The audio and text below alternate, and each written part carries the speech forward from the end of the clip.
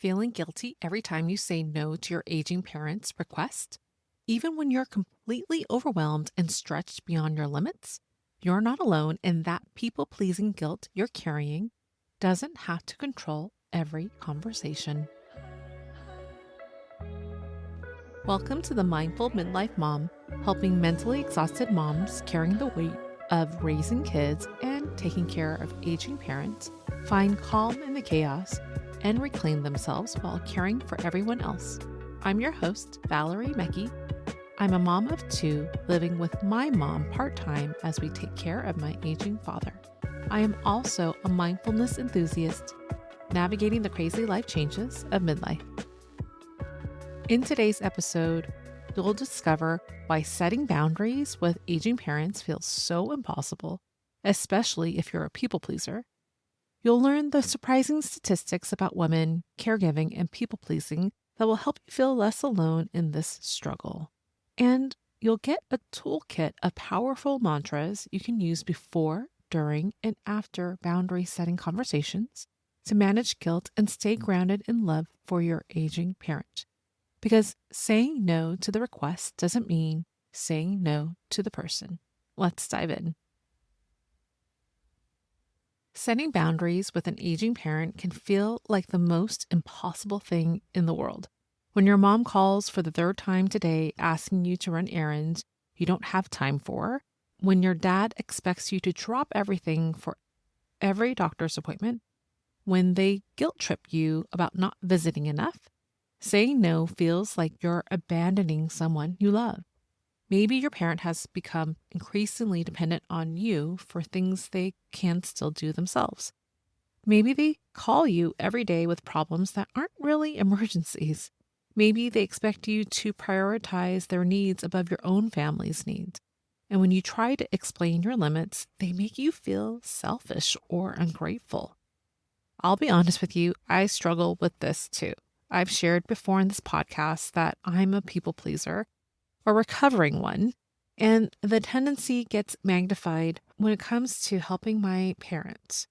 There's something about disappointing the people who raised you that hits differently than other relationships. When my mom asks me to handle something I don't have time for, my first instinct is to always say yes, even when I'm already overwhelmed and really busy. When my dad needed more care than what we could provide him at home, I felt guilty about every boundary we had to set, every limit we had to establish for our own well-being and for his safety. The emotional weight of potentially disappointing someone you love, of being seen as a bad daughter, feels unbearable. Add the voice in your head saying they won't be around forever, and suddenly boundaries feel impossible. But here's what I've discovered. This people-pleasing guilt I was feeling is far more common than I realized, especially among women like us. Research shows that 56% of women identify themselves as people pleasers, compared to only 42% of men. Nearly half of women, 46%, say they feel responsible for how other people feel, compared to just 35% of men. And 43% of women struggling to establish boundaries with others compared to 32% of men. When it comes to caregiving, the statistics are even more telling. Globally, between 57% and 81% of all caregivers for elderly family members are women. And here's the kicker. Studies show that social pressure for girls to be people pleasers start as early as preschool, when teachers expect them to be more obedient than boys. For many of us, this conditioning goes even deeper than general societal expectations. In my Asian household, there were subtle but powerful messages about taking care of your parents as they age. I watched my mom as an example. She was always caring for her parents and in-laws with so much dedication. These cultural values around honoring and caring for your elders are beautiful and valuable to inherit. But even the most meaningful traditions can benefit from thoughtful adjustments. When cultural expectations combine with general people-pleasing conditioning, this pressure to say yes to everything can become overwhelming and could lead to burnout. Learning to honor our parents while also honoring your own limits isn't betraying your culture. It's adapting valuable traditions for sustainable modern caregiving. Understanding this doesn't magically make boundaries easier, but it can help you zoom out and realize where the guilt stems from. You're not selfish or weak for struggling with this. You're responding to decades of conditioning that taught you your worth depends on never disappointing others. This people-pleasing pattern took years to develop, and changing it's going to be an ongoing process, not a one-time fix-it. But today, you can start building new tools and approaches that help you navigate these difficult conversations with more confidence and less guilt. Here is the reframe that changed everything for me. Saying no to a request is not the same as saying no to the person. I'll say this again because it bears repeating, because it's such a crucial distinction for people-pleasing behavior. Saying no to a request is not the same as saying no to the person. This distinction matters because people pleasers often conflate the two. We think that disappointing someone means we're bad people. But that's childhood conditioning talking, not reality. For example, when you tell your mom you can't run errands today because you have other commitments, you're not rejecting her, you're declining a specific request. Another crucial reframe, boundaries actually enable better caregiving, not worse. When you're well-rested, less resentful, and operating from a choice rather than obligation, you actually show up better as a caregiver and a daughter. Your aging parent's disappointment when you set a boundary is not your responsibility to fix. They're allowed to feel disappointed, and you're allowed to maintain your limits. Both can be true at the same time. Finally, remember that people-pleasing is a learned behavior, which means it can be unlearned.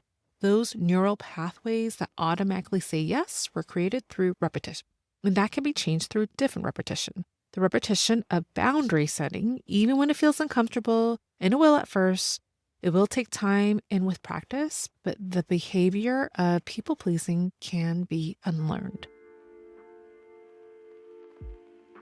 Now, let's build your toolkit of mantras for different moments in your boundary setting process with your aging parents.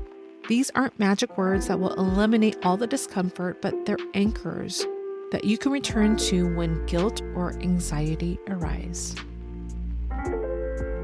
Find a comfortable position where you won't be disturbed, and take a deep breath in through your nose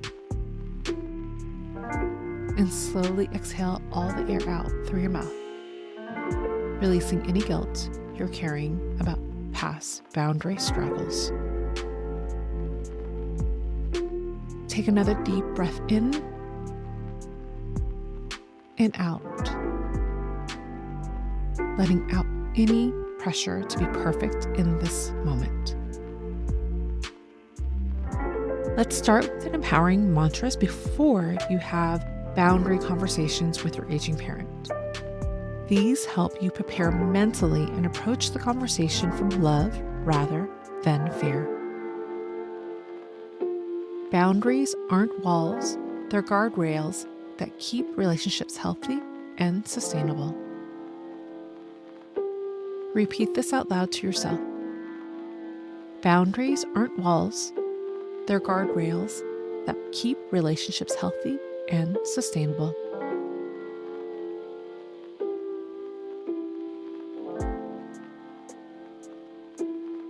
Saying no to a request is not the same as saying no to the person. Repeat this out loud to yourself. Saying no to a request is not the same as saying no to the person.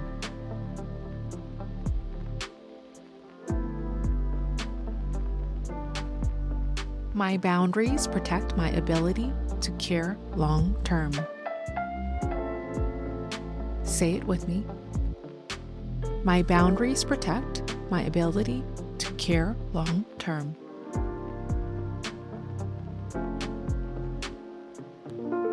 Visualize yourself approaching your parent with clarity about your limits, speaking from love rather than resentment or fear. Now let's practice mantras for when your parent pushes back, or guilt trips you, or expresses disappointment about your boundaries. Their disappointment is not my responsibility to fix. This is a powerful one, so let's repeat it again. Their disappointment is not my responsibility to fix.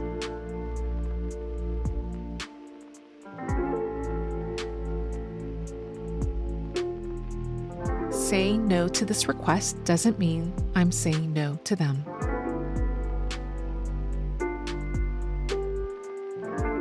Say it out loud again.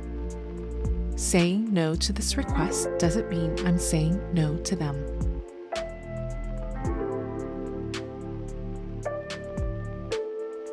I can love them deeply and still honor my boundaries. Say it out loud to yourself. I can love them deeply and still honor my boundaries.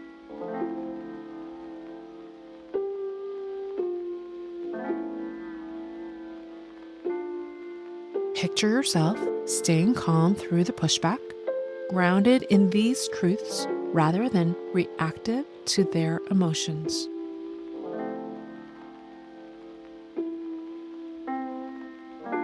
Finally, let's practice mantras for after you've set a boundary, when the guilt might try to creep in. I made the right choice for our relationship and my well-being. Repeat this with confidence. I made the right choice for our relationship and my well-being.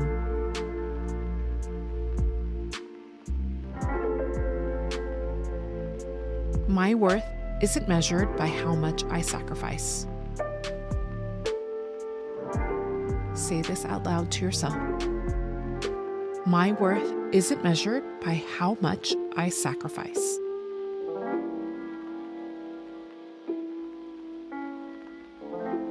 This no creates space for a more meaningful yes. One more time. This no creates space for a more meaningful yes.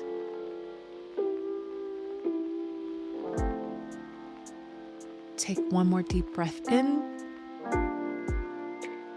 and out. Feeling these mantras settling into your system as tools you can access whenever you need them. When you're ready, slowly open your eyes if you have them closed and place your hand over your heart and remind yourself, you have more agency over these conversations than you think. You're approaching boundaries with love instead of fear.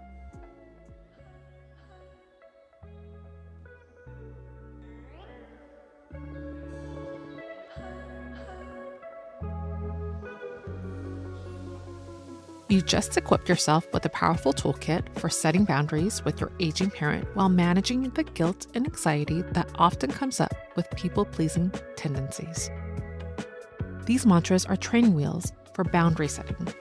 The more you practice them, the more natural it becomes to approach these conversations from a grounded place rather than a reactive one. Start by choosing one or two mantras that resonate the most with you and practice them daily for 21 days. Especially before and after interactions with your parent. You don't have to be perfect at this. You don't have to eliminate all the discomfort.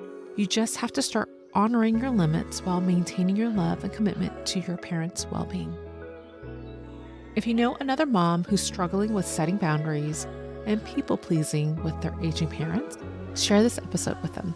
Because sometimes we need to know that our struggles are normal and that practical tools do exist to help us navigate through these challenging conversations. Thank you for spending this time and space with me, and more importantly, thank you for choosing to show up for yourself and for choosing to learn how to love sustainably rather than just sacrificing endlessly. Because every moment you dedicate to being mindful is a step towards a more fulfilled and vibrant life. Keep embracing your midlife journey with an open heart, and remember, you're not alone in this. I look forward to our next mindful gathering. I'll talk to you soon.